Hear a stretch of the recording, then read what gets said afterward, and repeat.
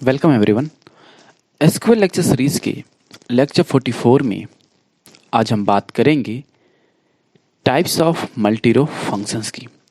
इससे पहले के लेक्चर में हमने फंक्शंस को पढ़ा, ठीक है, टाइप्स ऑफ फंक्शंस को पढ़ा, ठीक है, और टाइप्स ऑफ फंक्शन में जो इनबिल्ट फंक्शन है उसके बारे में, उसके दो टाइप्स हैं, सिंगल रो फंक्शन और मल्टी रो फंक्शन। हम उन सबको भी पढ़े, सिंगल रो फंक्शन और मल्टी रो फंक्शन को, और उस लेक्चर में हमने इनके डेफिनेशन को समझने की कोशिश किया था, ठीक है, सिंगल रो फंक्शन और मल्टी रो फंक्शन की। तो आज हम बात करने वाले हैं मल्टी रो फंक्शन की। यहाँ पे डेफिनेशन पे मैं फोकस नहीं करूँगा क्योंकि लेक्चर 43 में मैंने मल्टी रो फंक्शन के डेफिनेशन को समझाया है और वो किस तरीके से काम करता है, ठीक है। अब लेक्चर में आगे बढ़े उससे पहले कुछ ज़रूरी बातें। अगर कल आपका एग्ज़ाम है और आज आप इस लेक्चर को देख रहे हो तो आप इस लेक्चर को ना देखें, आपका टाइम कंज्यूम होने वाला है, क्योंकि मैं इसे पूरा बेसिक लेवल से बताने जा रहा हूँ इस लेक्चर को। मतलब और भी जो भी लेक्चर आई हैं मेरी, ठीक है, और जो आने वाली हैं वो बेसिक से शुरू होंगी, ठीक है। मतलब मैं ये जो लेक्चर है उनको ध्यान में रख के बना रहा हूँ जिनको ये एसक्यूएल नहीं आता है, एकदम नहीं आता है, ठीक है, एक एक पॉइंट नहीं आता है, उनके लिए बना रहा हूँ।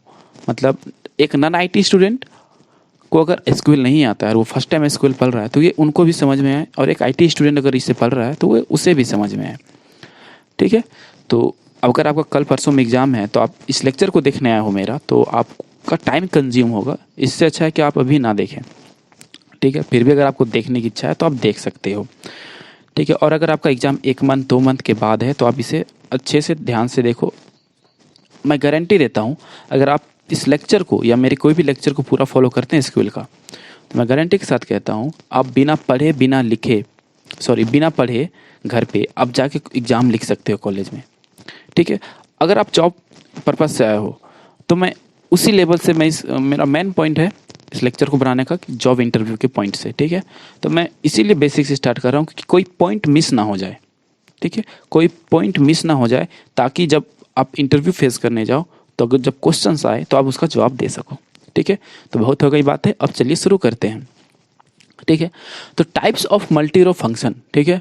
तो आप मुझे ये बताओ, मल्टी रो फंक्शन हमने पढ़ा है, ठीक है, लास्ट लेक्चर में, और अभी हम पढ़ने जा रहे हैं types of multi row function. तो आप मुझे ये बताओ मल्टी रो फंक्शन को और किन दो नामों से जानते हैं, ठीक है। फिर मैं एक बार रिपीट करता हूँ, मल्टी रो फंक्शन को और किन दो नामों से जानते हैं। ये क्वेश्चन आपको पूछा जा सकता है, ठीक है। अगर ये भी नहीं पूछा जा सकता है तो टाइप्स ऑफ व्हाट, जो दो नाम मैंने लास्ट लेक्चर में बताया है, आप उसे जाके जरूर देख लें, बहुत ही इंपॉर्टेंट है, ठीक है ना। अब आगे हम लोग पढ़ते हैं, ठीक है। तो टोटल 5 टाइप्स होते हैं, मैक्स, मीन, एवरेज, सम और काउंट। अब मैक्स क्या करता है, ये मैक्सिमम वैल्यू को ऑब्टेन करता है कॉलम ऑफ द टेबल, मैं बताऊंगा, ठीक है। ये क्या कर रहा है, जैसे मैक्स मतलब मैक्सिमम, ओके, नाम से ही समझ में आ रहा है, कोई मैक्सिमम, कोई ज़्यादा वाली चीज़ होगी, कोई बड़ी चीज़ होगी, ठीक है। तो ये जो टेबल में जो कॉलम होती है उसमें से मैक्सिमम वैल्यू को पिक करके देती है। जैसे देखिए यहाँ पे ये हमारा एक एम्प्लॉय टेबल है, ठीक है, इसे मैक्सिमम वैल्यू चूज करनी है।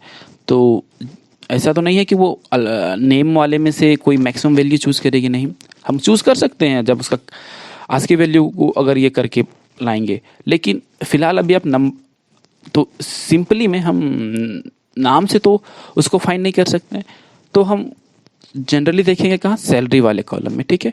तो अगर मैक्सिमम फंक्शन यहाँ पे अप्लाई करते हैं, ठीक है, तो यहाँ से हमें मैक्सिमम वैल्यू देगी। तो मैक्सिमम वैल्यू कौन है, तो यहाँ पे मैक्सिमम वैल्यू क्या है, 900, तो ठीक है। तो ये जो मैक्सिमम फंक्शन है वो हमें 900 देगी। मैं आपको एसक्यूएल के सॉफ्टवेयर में इसको एग्जीक्यूट करके भी बताऊंगा, ठीक है। तो ये हमें कॉलम से मैक्सिमम वैल्यू देती है। तो देखिए सैलरी नाम का कॉलम है, यहाँ पे मैक्सिमम वैल्यू 900, तो हमें जो आउटपुट मिलेगी वो 900 ऑफ द टेबल। कौन सा टेबल, एम्प्लॉय टेबल में जो सैलरी कॉलम है उसमें मैक्सिमम वैल्यू क्या है, 900। तो ये हमें ये आउटपुट में मिलेगा। इसका सिंटेक्स क्या है, तो सिंटेक्स है मैक्स कीवर्ड को यूज करते हैं, ठीक है। और ये जो पैरेंथेसिस है, इस पैरेंथेसिस के अंदर हम 2 आर्ग्यूमेंट्स होते हैं अब हमारे पास करने के लिए, या तो कॉलम नेम या फिर एक्सप्रेशन, ठीक है, या तो कॉलम नेम या फिर एक्सप्रेशन।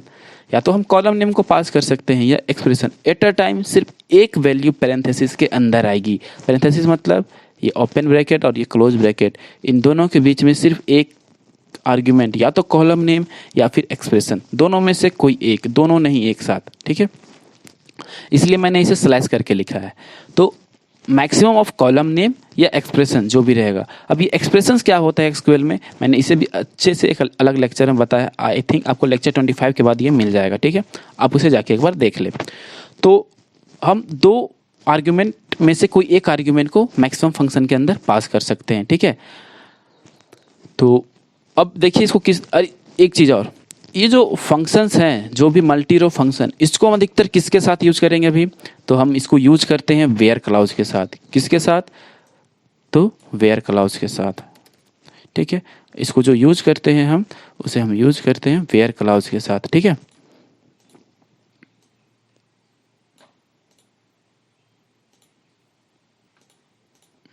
ये जो यूज होता है, जो भी फंक्शन है, ये सारे यूज होते हैं वेयर क्लाउज के साथ। जस्ट अ सेकेंड, हाँ ये साथ में है, मिट गया वो इरेजर से, ठीक है। तो ये जो सारे जो टाइप्स ऑफ फंक्शन है हमारे फंक्शन, मल्टी रो फंक्शन, उसको हम वेयर क्लाउज के साथ यूज करते हैं और एट ए टाइम सिर्फ एक आर्ग्यूमेंट, कॉलम नेम या एक्सप्रेशंस को पास करेंगे, ठीक है। और इसे यूज करेंगे वेयर क्लाउज के साथ। तो अगर जैसे हम, अभी मैं एग्जीक्यूट करके बताऊंगा आपको, लेकिन मैं फिलहाल आपको एक एग्जांपल दे रहा हूं। अगर मैं जैसे लिखता हूं मैक्स ऑफ सैलरी, ठीक है, मैक्स ऑफ सैलरी जैसे लिखा, तो अब इस टेबल में देखिए मैक्सिमम सैलरी क्या है, मैक्सिमम सैलरी 900, तो आउटपुट में हमें क्या मिलेगा, 900, ठीक है। आउटपुट में हमें 900 मिल जाएगा, ठीक है। सॉरी 9000 नहीं, 900।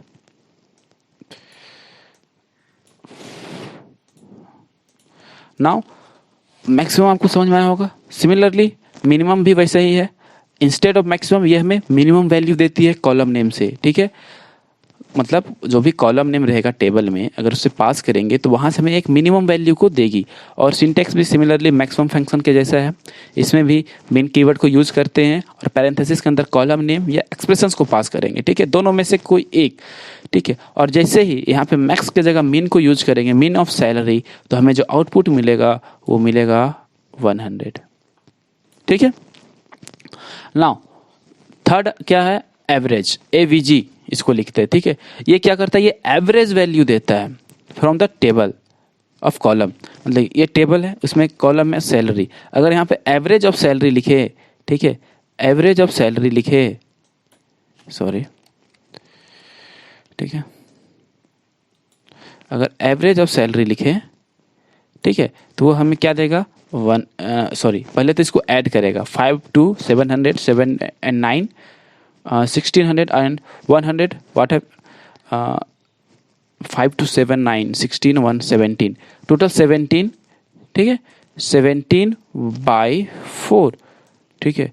तो ये हमें एक एवरेज देगी, व्हाट, 425, मे बी 425, कैलकुलेट करके चेक कर लेते हैं। Okay, now it's open, okay, total 1700 हो गई, ठीक है, divide by where it is 4, yes 425, तो ये हमें 425 देगा। एवरेज वैल्यू क्या मिलेगा, आउटपुट में हमें 425, ठीक है। सिमिलरली सम, ये क्या करेगा, जो भी कॉलम में, ठीक है, जो भी कॉलम में जितने भी वैल्यू होंगे उनको सम करेगा और हमें देगा क्या, 1700 सम करने के बाद, ठीक है। सिंटेक्स लगभग सेम है, एवरेज में एवीजे कीवर्ड यूज करेंगे और कॉलम नेम में एक्सप्रेशन, सम में भी कॉलम नेम या एक्सप्रेशंस को यूज करेंगे और एट अ टाइम किसी एक आर्ग्यूमेंट को देंगे, या तो कॉलम नेम या एक्सप्रेशंस को, ठीक है। ऊपर के ये चारों जो फंक्शन टाइप्स हैं, ठीक है, मल्टी रो फंक्शन के, उसमें एट अ टाइम किसी हम एक आर्ग्यूमेंट को यूज करेंगे, या तो कॉलम नेम या फिर एक्सप्रेशंस को, ठीक है, किसी दोनों को साथ में यूज नहीं कर सकते, ठीक है। फिर पांचवा आता है काउंट, ठीक है। ये क्या करता है, नंबर ऑफ वैल्यू को काउंट करता है टेबल में, कॉलम में या फिर टेबल में, ठीक है, कॉलम में या फिर टेबल में नंबर ऑफ वैल्यू को काउंट करता है। जैसे अगर हम, ठीक है, अगर हम काउंट ऑफ सैलरी लिख दे, ठीक है,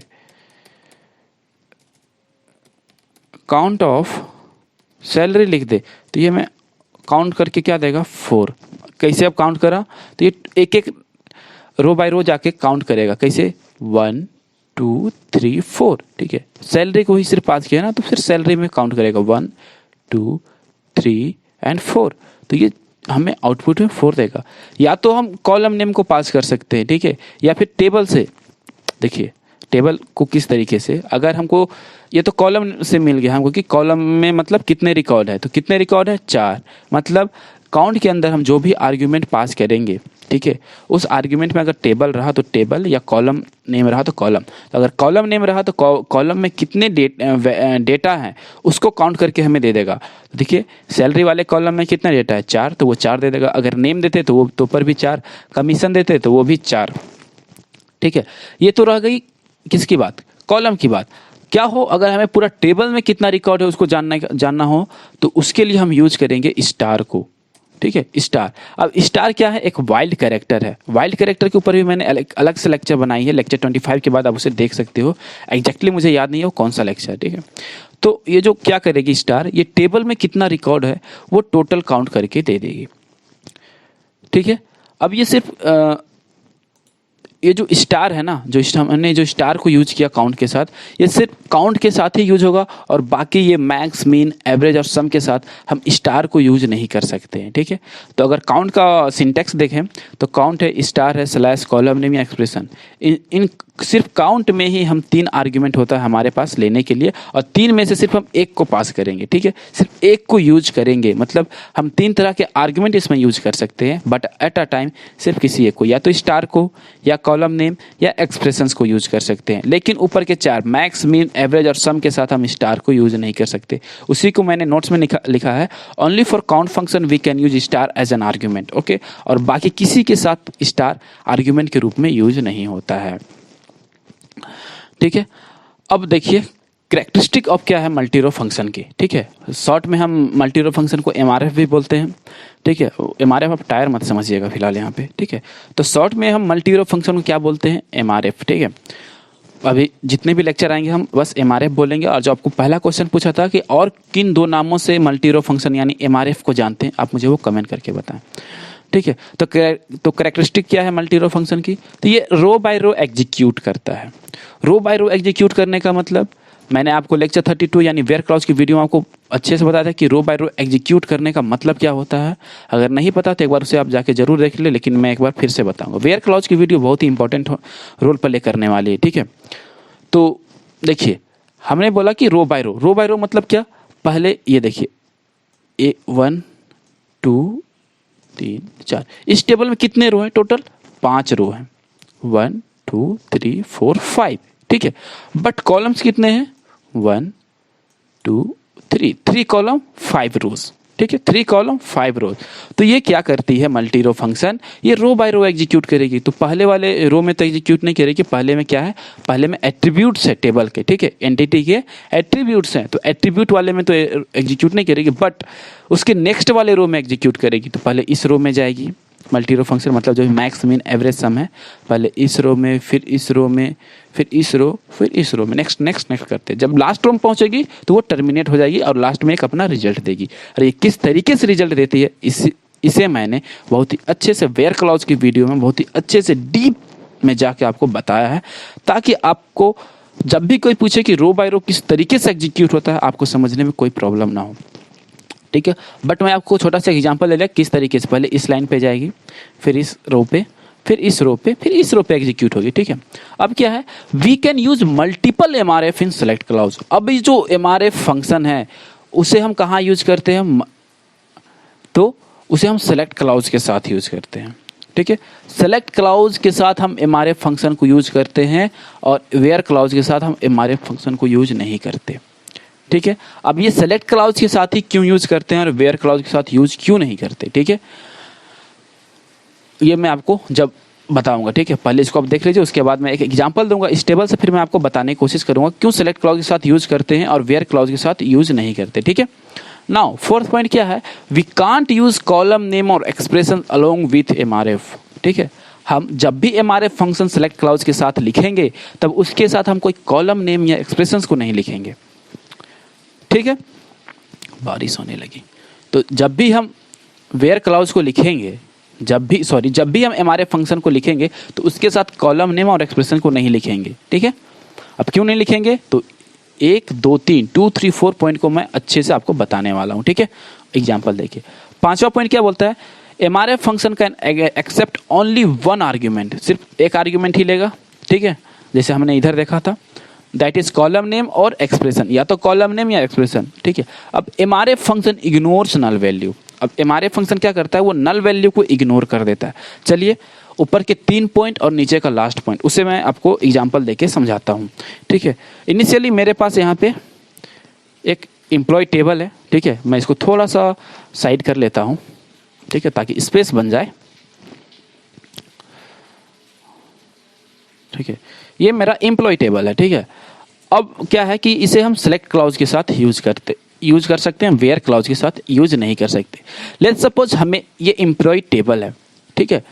अभी फिलहाल हम लास्ट वाले पॉइंट को समझते हैं कि क्या है कि एमआरएफ इग्नोर्स नल वैल्यू, ठीक है। तो ये कमीशन वाले टेबल में देखिए नल, यहाँ पे एक नल वैल्यू भी है। अब नल का मतलब क्या होता है, इसे भी मैंने एक अलग से बताया जब कंस्ट्रेंट की वीडियो में बना रहा था, ठीक है। जब उसके कंस्ट्रेंट का एक लेक्चर आ रहा था सीरीज में, तो उसमें बताया था। आप जाके इसी प्लेलिस्ट में देख सकते हो कि नल कंस्ट्रेंट, नॉट नल में मिल जाएगा को नल क्या है, ठीक है। नॉट नल कंस्ट्रेंट आप टाइप कीजिएगा from coding moments, not null constraint from coding moments, आपको वहाँ नल के बारे में बहुत ही अच्छे से मैं बताया हूँ, ठीक है।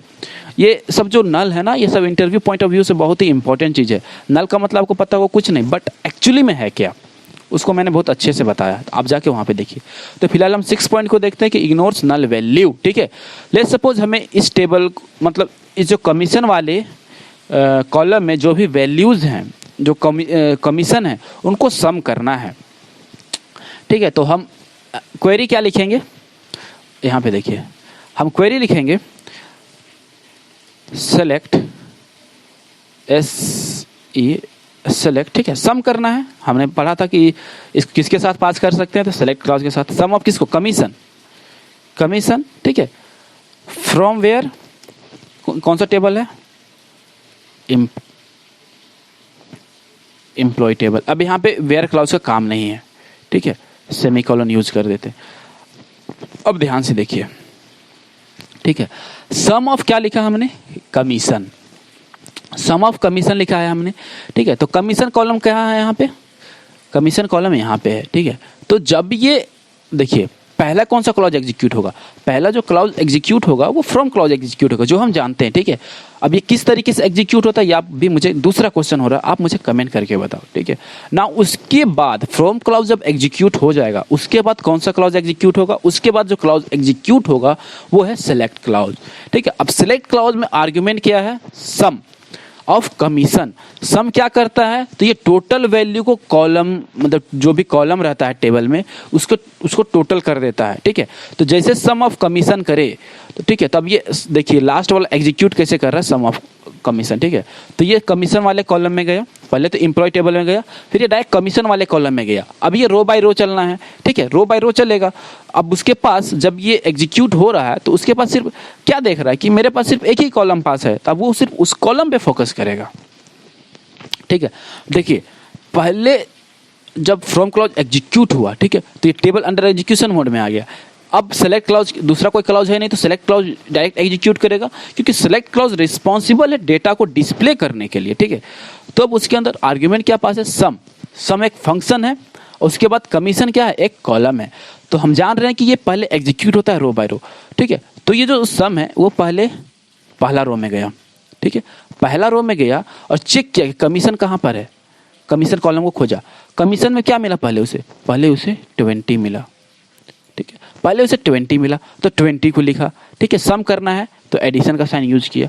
फिर जब ये खत्म हो गया तो फिर सेकेंड वाले लाइन पे गया, अब फिर वो कमीशन वाले कॉलम को खोजेगा। तो कमीशन वाला कॉलम फिर यहाँ मिला, यहाँ पे उसको क्या मिला, यहाँ पे उसको नल मिला, ठीक है, नल मिला, ठीक है। अभी देखिए बस मैं आपको बता रहा हूँ, ठीक है, नल मिला, ठीक है।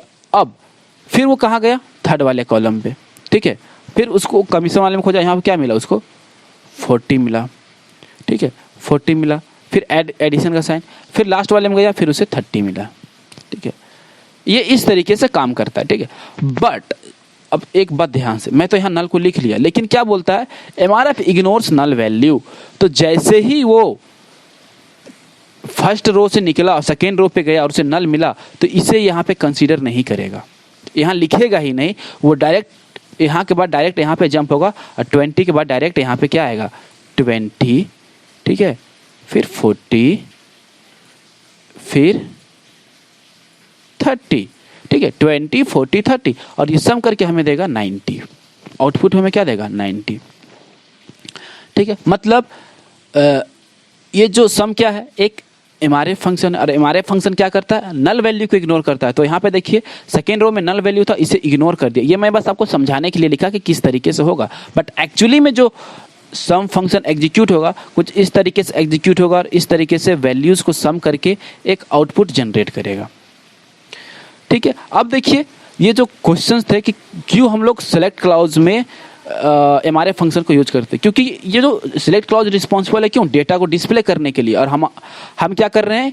कि सम देख रहे हैं कॉलम में, मतलब इस कॉलम में, कमीशन वाले कॉलम में टोटल सम कितना होता है, तो टोटल सम करने के बाद जो भी होगा एक डिस्प्ले होगा डेटा, तो लास्ट में दिखेगा। तो लास्ट मतलब जो डेटा को डिस्प्ले होने के लिए रिस्पॉन्सिबल कौन सा है, तो सेलेक्ट क्लॉज है, ठीक है। सेलेक्ट क्लॉज डेटा को डिस्प्ले करने के लिए रिस्पॉन्सिबल है, इसीलिए हम एमआरएफ फंक्शन को सेलेक्ट क्लॉज के साथ लिखते हैं instead of where clause. Where clause में अगर एमआरएफ फंक्शन को लिखेंगे तो वो क्या करेगा, डेटा को वेयर क्लॉज करता क्या, डेटा को फिल्टर करता है, ठीक है। लेकिन यहाँ पे अब ये जो एमआरएफ फंक्शन है वो कॉलम में क्या ऑपरेशन परफॉर्म कर रहा है। एक तो डेटा को फिल्टर करना और ऑपरेशन परफॉर्म करना दो अलग चीजें होती हैं, इसीलिए वेयर क्लॉज के साथ हम एमआरएफ फंक्शन को यूज नहीं करते हैं। नाउ अब हम बात करेंगे क्यों हम कॉलम नेम और एक्सप्रेशंस के साथ मल्टी रो फंक्शंस को यूज नहीं कर सकते। तो अभी तक हमने जाना कि सेलेक्ट क्लॉज के साथ और वेयर क्लॉज के साथ क्यों यूज कर सकते हैं सेलेक्ट क्लॉज में, और वेयर क्लॉज में क्यों यूज नहीं कर सकते हैं। बट हम कॉलम नेम्स या एक्सप्रेशन को मल्टी रो फंक्शन के साथ यूज नहीं कर सकते हैं। क्यों, तो देखिए हम जान रहे हैं कि हम मल्टी रो फंक्शन को कहाँ यूज कर सकते हैं, तो हम उसके लिए क्लॉज लिखते हैं सेलेक्ट, ऐसे सेलेक्ट, ठीक है। हम लिख देते हैं सम ऑफ सैलरी लिखते हैं, ठीक है। सम ऑफ सैलरी कॉमा नेम लिख देते हैं, ठीक है। सम ऑफ सैलरी कॉमा नेम लिखते हैं, या आपके सहूलियत के लिए नेम को हम पहले लिख देते हैं, कहीं भी लिखे कोई फर्क नहीं पड़ता है, ठीक है। Name comma sum of salary, ठीक है, फ्रॉम एम्प्लॉय टेबल, ठीक है। तो अब जब ये एग्जीक्यूट होगा, ठीक है, ये जब एग्जीक्यूट होगा तो हमें आउटपुट में क्या मिलेगा, गेस कर सकते हो क्या मिल सकता है हमें आउटपुट में। पहले कौन सा क्लॉज एग्जीक्यूट होगा, पहले फ्रॉम क्लॉज एग्जीक्यूट होगा, फिर टेबल को अंडर एग्जीक्यूशन मोड में रखेगा, उसके बाद कोई क्लॉज नहीं है तो direct where select clause execute होगा। और जो सेलेक्ट क्लॉज एग्जीक्यूट होगा अब उसके अंदर आर्ग्यूमेंट्स क्या क्या है, और सेलेक्ट क्लॉज रिस्पॉन्सिबल क्यों होता है, डेटा को डिस्प्ले करने के लिए, और उसके अंदर जो दो आर्ग्यूमेंट्स है वो क्या क्या है, नेम और सेलेक्ट। तो ये एम्प्लॉय टेबल में नेम कॉलम है, ठीक है। तो वो क्या करेगा, पूरा नेम को, देखिए होगा क्या, हम ड्राई रन कर रहे हैं बट एक्चुअल में पॉसिबल नहीं है, ठीक है। तो पहले नेम आ गया, तो ये पहले नेम से होगा, ठीक है। बट उसके बाद हमने क्या पास किया है, एक मल्टी रो फंक्शन जिसमें सम ऑफ सैलरी लिखे हैं, ठीक है, सम ऑफ सैलरी, ठीक है। तो उसके बाद सैलरी आएगा, ठीक है। देखिए बस आप फोकस कीजिए, जस्ट अ सेकेंड, सेलेक्ट हो जाओ,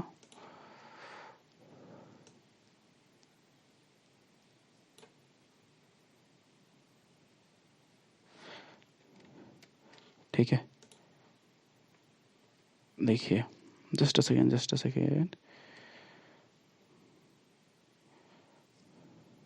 ठीक है, ये सैलरी वाला कॉलम भी आ गया, ठीक है।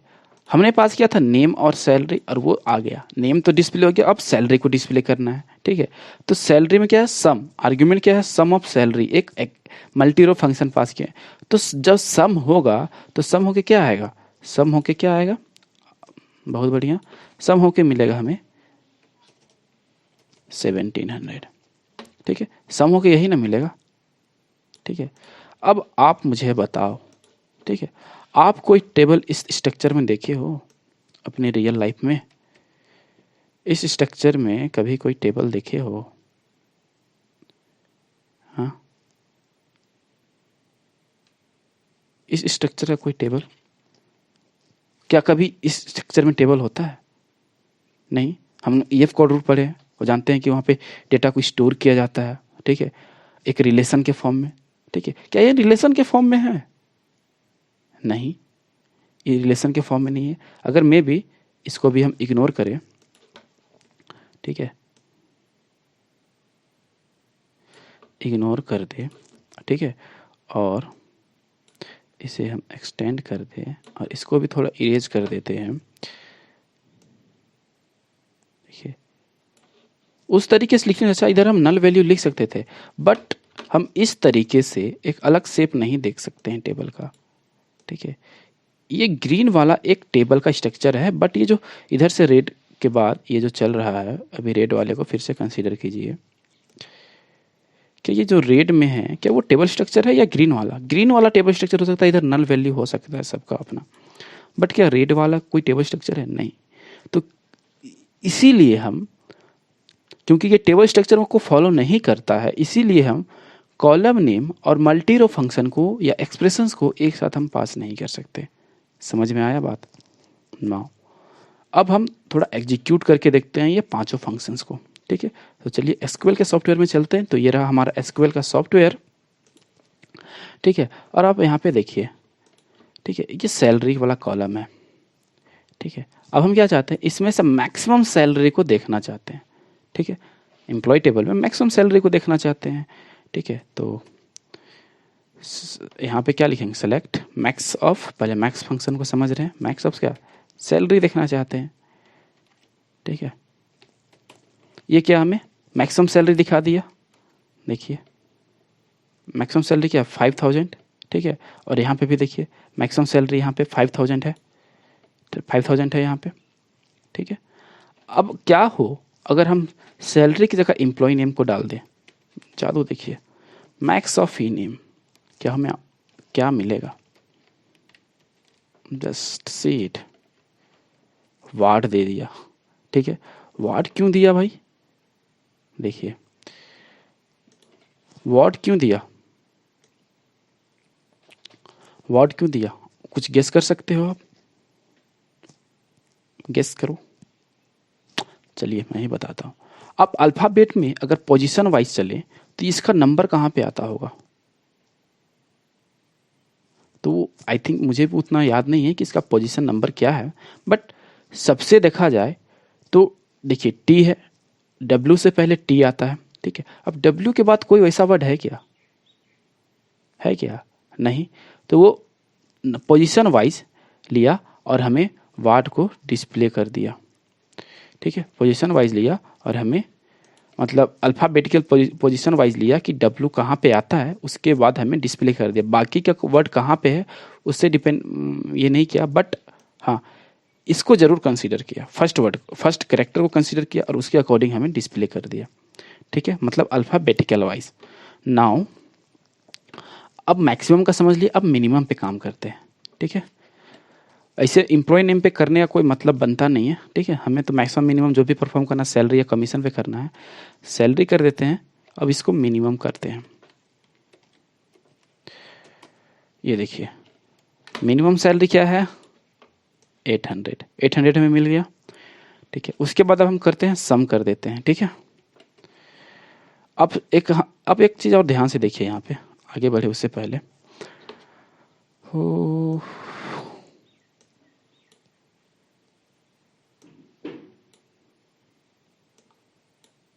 ये हमारा एम्प्लॉय टेबल में कमीशन कॉलम भी है, जिसमें एक नल, बहुत सारे नल वैल्यू हैं, मात्र 4 वैल्यू हैं। तो और टोटल रिकॉर्ड कितना है, टोटल रिकॉर्ड 14 है और इसमें 4 ही रिकॉर्ड है, ठीक है। तो अगर हम इसमें सम ऑफ कमीशन करें तो क्या आएगा, सम ऑफ कमीशन करते हैं, ठीक है। तब आपको पता चलेगा कि नल वैल्यू इग्नोर किस तरीके से होता है। सम ऑफ कमीशन हो गया। नाउ सी दिस, जो भी कमीशन था उसको सम करके लाया। चलिए हम एक बार कमीशन को देख लेते हैं, ठीक है। सेलेक्ट कमीशन फ्रॉम एम्प्लॉय, ठीक है। देखिए सम करने पे 2200 आ रहा है क्या, देखिए 300, 500, 800 और 800, 1400, 2200। यस, बाकी जो भी जीरो और बाकी जो नल वैल्यू था इधर, यहाँ इन दोनों के बीच, और इधर जो भी नल वैल्यू है उस सबको कंसीडर नहीं किया, उसको इग्नोर कर दिया। ठीक है, ये तो हो गया। अब काउंट करते हैं। ठीक है, काउंट बचा हुआ है लास्ट। ठीक है, पहले तो एवरेज कर लेते हैं अब। ठीक है, एवरेज करते हैं। एवरेज आप किसी के लिए भी कीजिए, कमीशन के लिए कीजिए या सैलरी के लिए कीजिए, अब नेम के लिए भी कर सकते हो, पर कोई मतलब नहीं बनता है उसका। देखिए 550 हमें कमीशन मिल गया। ठीक है, अब काउंट का करते हैं। काउंट में हमने क्या समझा था कि या तो हम कॉलम के मतलब कितना रिकॉर्ड प्रेजेंट है वो देख सकते हैं। ठीक है, तो पहले देखते हैं काउंट में कमीशन में कितना रिकॉर्ड है। तो टोटल 4 रिकॉर्ड है, देख सकते हैं आप। चलिए मैं फिर से एक बार टेबल को दिखाता हूँ। ठीक है, फिर से एक बार टेबल को मैं दिखा दे रहा हूँ। ये देखिए, बाकी सब में फिल है। ठीक है, टोटल टेबल में रिकॉर्ड कितना है 14, बट कमीशन में 4 ही रिकॉर्ड है। देखिए 1 2 3 4, इसको भी जीरो को भी कंसीडर किया। ठीक है, जीरो को भी कंसीडर किया, बट नल को कंसीडर नहीं किया। जीरो को भी कंसीडर किया, नल को नहीं। ठीक है, अब हम क्या करें, अगर पूरा टेबल में रिकॉर्ड देखना है तो सेलेक्ट स्टार फ्रॉम ईएमपी करें। ठीक है, मतलब स्टार को यूज करेंगे और फिर काउंट के साथ COUNT count. Now see this magic, हमें 14 रिकॉर्ड मिल गया। ठीक है, तो इस तरीके से आप MRF फंक्शन को यूज कर सकते हो। और भी क्वेरी परफॉर्म करने के लिए आप अपनी तरफ से कोई क्वेरी परफॉर्म करना चाहते हैं तो आप वो भी कर सकते हो। तो ये था types of multi row function, characteristic of multi row function, किस तरीके से यूज़ करते हैं, किस तरीके से इस पे काम लेते हैं। ठीक है, होप कि आपको ये लेक्चर पसंद आया होगा, समझ में आया होगा। अगर कुछ डाउट रह गया हो तो नीचे आपको इंस्टा आईडी फ्लैश हो रही है, या आप कमेंट करके पूछ सकते हो, या इंस्टा आईडी पे आप मुझे मैसेज करके बता सकते हो। नोट्स चाहिए इस लेक्चर का तो आप मुझे इंस्टा आईडी पे मैसेज कर सकते हो, फ्लैश हो रहा है, फॉलो कर लें। और कुछ जो क्वेश्चन पूछा मैंने 2 क्वेश्चन, वो मुझे आप कमेंट करके बताओ। मिलते हैं फिर नेक्स्ट लेक्चर में, तब तक अपना ख्याल रखें। और अगर ये लेक्चर पसंद आ रहा हो तो इसे अपने दोस्तों के साथ भी शेयर कर दें। तब तक के लिए बाय, टेक केयर।